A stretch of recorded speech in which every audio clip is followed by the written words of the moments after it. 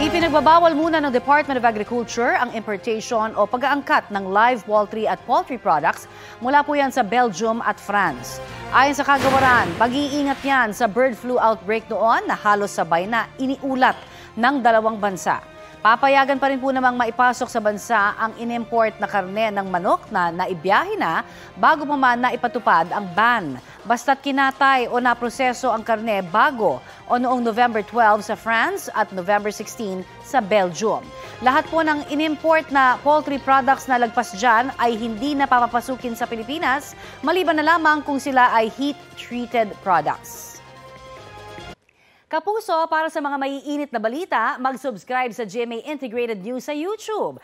Sa mga kapuso naman abroad, subaybayan nyo kami sa GMA Pinoy TV at sa www.gmanews.tv.